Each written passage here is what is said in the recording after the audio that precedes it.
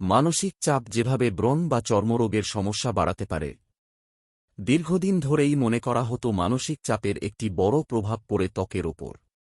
তবে সাম্প্রতিক দশকগুলোর গবেষণা বলছে, চর্মরোগের চিকিৎসা এবং সার্বিকভাবে ত্বকের স্বাস্থ্য সুরক্ষায় মস্তিষ্ক ও ত্বকের এই মেলবন্ধন অত্যন্ত গুরুত্বপূর্ণ।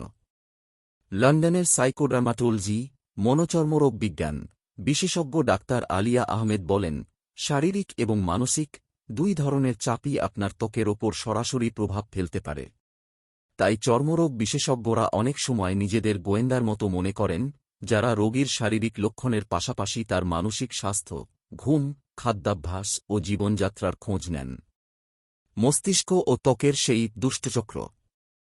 চিকিৎসকদের মতে, মানবদেহের বিকাশকালীন একই কোষগুচ্ছ থেকে আমাদের মস্তিষ্ক এবং ত্বকের সৃষ্টি হয়। ফলে এদের সম্পর্ক অত্যন্ত নিবিড়। যখন আমরা মানসিক চাপে থাকি, তখন মস্তিষ্কের অ্যামিগডালা অংশটি সক্রিয় হয়ে ওঠে এবং নিয়ন্ত্রণ কেন্দ্র হাইপোথ্যালামাসে সংকেত পাঠায়।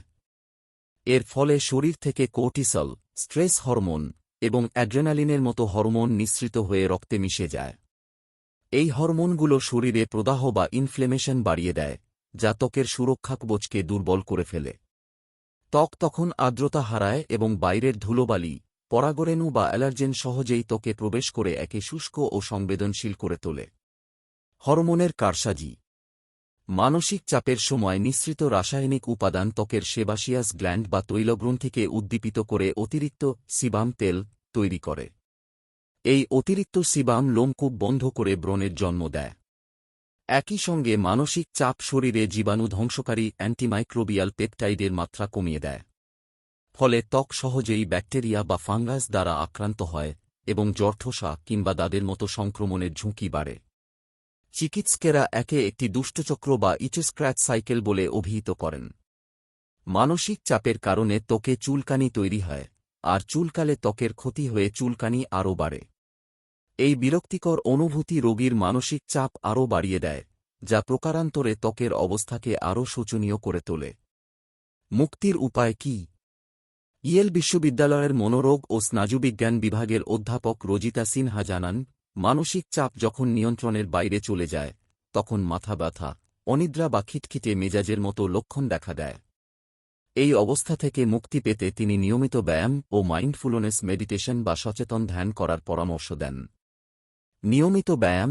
গবেষণায় দেখা গেছে, নিয়মিত শারীরিক পরিশ্রম কর্টিসলের মাত্রা নিয়ন্ত্রণে রাখে। মাইন্ডফুলনেস মেডিটেশন, এই চর্চা মস্তিষ্কের প্রিফ্রন্টাল কর্টেক্সের কার্যকারিতা ও পুরুত্ব বাড়ায়, যা মানসিক চাপ সামলাতে সাহায্য করে। সোরিয়াসিস রোগীদের ওপর গবেষণায় দেখা গেছে, মূল চিকিৎসার পাশাপাশি যারা মেডিটেশন করেছেন, তারা দ্রুত সুস্থ হয়েছেন। সঠিক বিশ্রাম। অনেকে জিমে গিয়ে বা হাঁটার সময়ও ঘরের বা কর্মক্ষেত্রের দুশ্চিন্তা করেন। চিকিৎসকদের মতে, হাঁটা বা ব্যায়ামের সময় মনকেও পুরোপুরি বিশ্রাম দিতে হবে, যাকে বলা হয় ওয়াকিং মেডিটেশন। ডা. আলিয়া আহমেদ মনে করেন, শুধু মানসিক চাপ কমালেই চলবে না, পাশাপাশি ত্বকের বাহ্যিক যত্ন সমান জরুরি। সঠিক চিকিৎসকের পরামর্শ, সুষম খাদ্য, পর্যাপ্ত ঘুম এবং একটি নিয়মতান্ত্রিক জীবনযাত্রার মাধ্যমেই কেবল এই সমস্যা থেকে স্থায়ী মুক্তি সম্ভব। মন ভালো থাকলে তার উজ্জ্বলতা ত্বকেও প্রতিফলিত হবে, এটাই সাইকোডার্মাটোলজির মূল কথা। আপনার একটি শেয়ার হয়তো কারও জীবন বদলে দিতে পারে। সাদকায়ে জারিয়া সওয়াব পেতে ভিডিওটি শেয়ার করুন।